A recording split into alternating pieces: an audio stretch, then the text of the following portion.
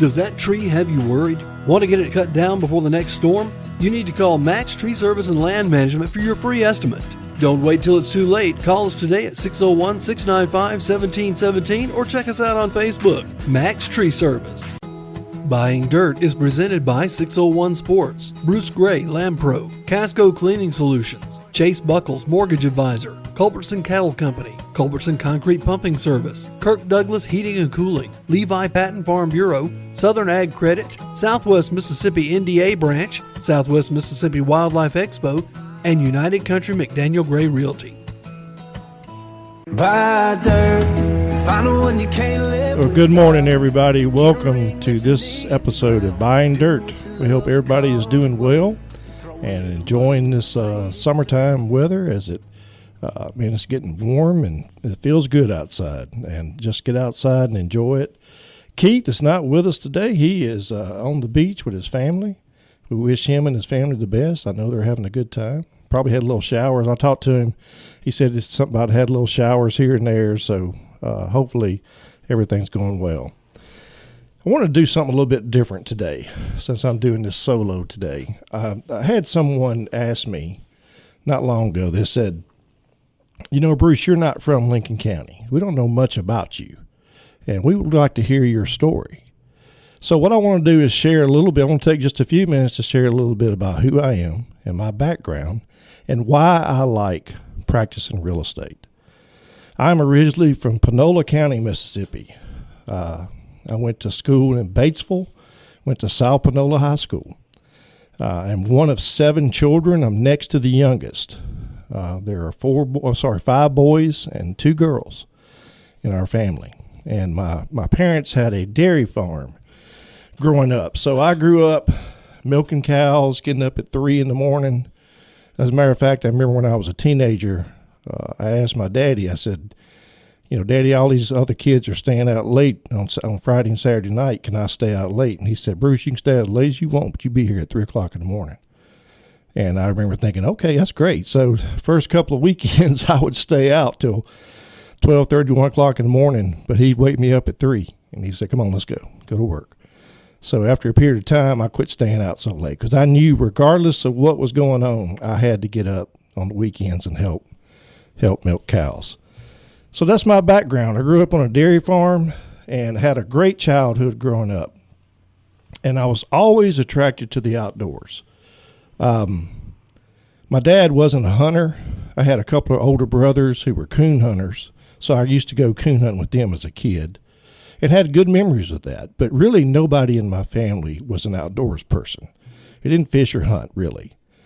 But for some reason, it connected with me, and I've always loved the outdoors.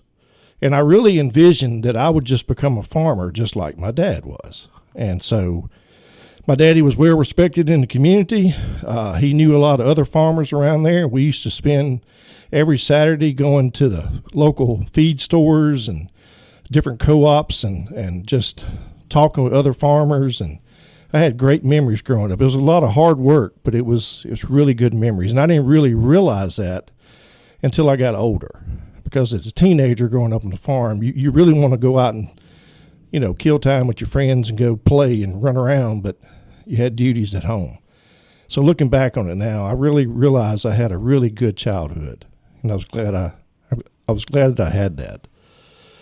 But Daddy eventually got out of the dairy business back in the mid-'80s, and so I was forced to go out and get a job. So I became a machinist in my early 20s.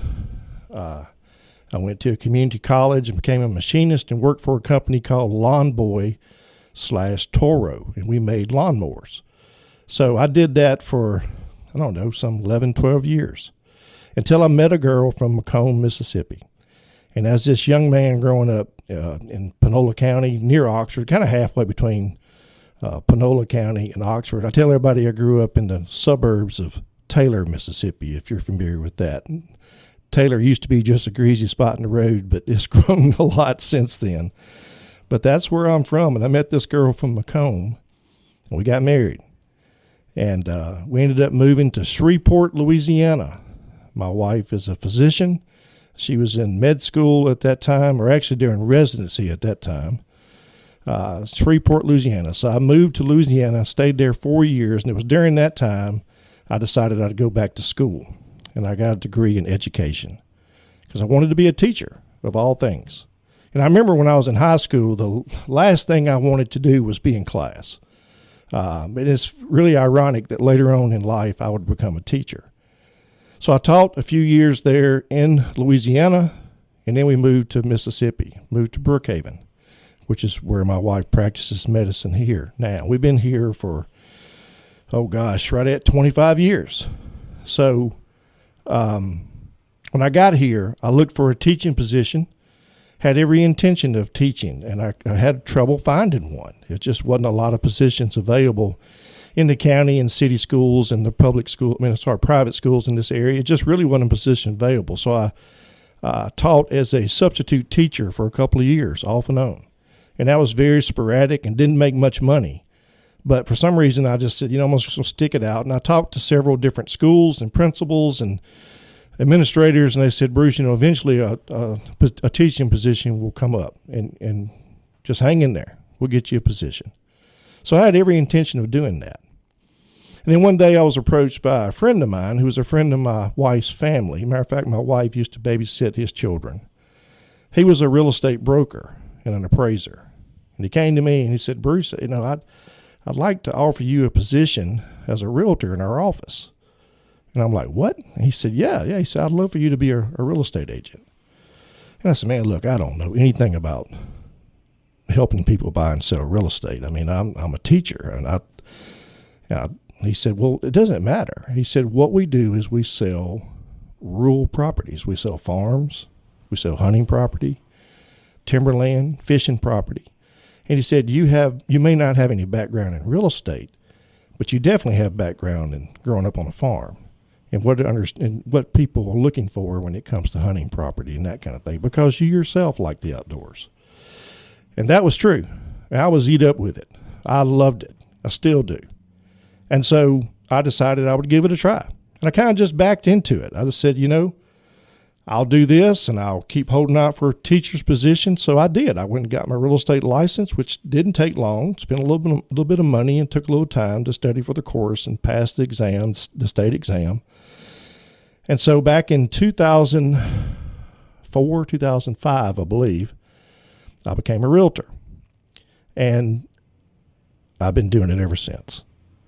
I became a real estate agent, and shortly right after I got my license, Katrina blew into Southwest Mississippi. And of course, we all remember that. I dare say there's a lot of people who don't remember where they were when Katrina made landfall. So it was in real estate, and the first thing I thought of was, Lord have mercy, what are we going to do? No one's going to buy a property because everything's been blown away down here. But the truth is, it was just the opposite. The real estate market just exploded and took off. And so that first 2 or 3 years as a realtor, I made a lot more money than I would have as a teacher. So I told my wife, I said, I'm gonna stick with this real estate thing for a little while, and I can always fall back. If someone offers me a job as a teacher, I can always do that. But I kind of like this real estate thing. I like what I'm doing, and I'm making decent money at it. So I stuck with it. And as they say, the rest is history. I've been doing this now for right at 20 years and love every minute of it. And the reason why I tell you that story is because a lot of people obviously may not even know who the heck I am. But again, my name is Bruce Gray, and I am a co-owner and broker of United Country McDaniel Gray Realty. My business partner is Robin D. McDaniel. Robin is a great business partner, and she and I bought the business from another broker back in 2007. And if you remember 2007, 2008, that is the time frame in which the economy just rolled over because of the recession that we had during that time. And it was shortly after we bought the business, you just about couldn't give a house or tract of land away. There was just very few people buying and selling real estate. And we second guessed ourselves, like, what are we doing? We just invested in this business, and now the market is really taking a turn for the worst. But we hung in there, and we loved what we did, and we just kept moving forward. So I said all that to say this. I am a licensed real estate agent, and I sell all types of real estate, but my passion is recreational property, hunting property, timberland, fishing property, cabins, camps on land, homes on land, and even homes in town. I sell a lot of those too. It is part of who I am, and I really enjoy what I do. But I will tell you, and we've just, Keith and I have discussed this many times, and other agents in our office who's been on the show. My favorite part about my job is two things. Number one, I love getting out on new ground and seeing new ground. There's something about just being connected to the land. And again, it goes back to my childhood growing up on that farm. I went over every square inch of that place. And you may be listening and you've had a similar type childhood. You too are connected to the land. I can't explain why we are, but for some reason we are, especially as Americans. We are connected to the land. And so for me, it was a big deal. And so part of what I really love about this job is when I first talk to a seller and I meet with them and I go out to their farm or their hunting track or wherever it may be and just spend time exploring and seeing what's over the next ridge and just getting a good lay for how the land lays and, how it traverses the landscape. I enjoy that.